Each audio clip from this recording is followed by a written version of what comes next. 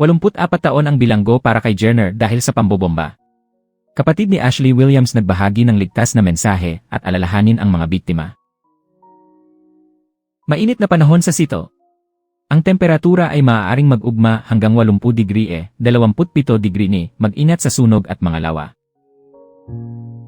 Kansela ng klase sa Foss High School dahil sa aksidente. 2 mag-aaral ang nasugatan at ang pulis ay tumutulong sa investigasyon. Gobernador Ferguson nagbayad ng $4,000 sa ethics board. Nagkaroon ng kontrobersya dahil sa pagdala niya kay dating aide sa state aircraft. 6 na tao ang nasugatan sa aksidente sa Foss High School. Suriin ng malalim ang insidente para malaman ang mga detalye. Sunog sa Lake Stevens. Nabuntot ang 2 gas tank at sunog na umabot sa golf cart. Walang nasaktan pero ang investigasyon ay patuloy. 4 na mag-aaral at guard ang nasagasaan sa Henry Foss High School.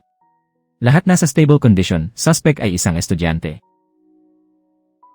6 na tao ang nasugatan sa gapos sa Foss High School.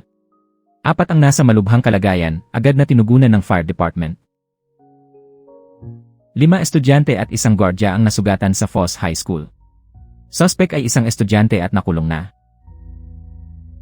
Sunog at pagbabanta sa Foss High School. 4 tao ang nasugatan kasama ang suspect. Mag-ingat sa paligid. Denied. Hindi totoo ang balita tungkol sa Zuckerberg at Cook na gustong bilhin ang Seahawks. Bagong bayad na parking permit sa Northgate at Shoreline.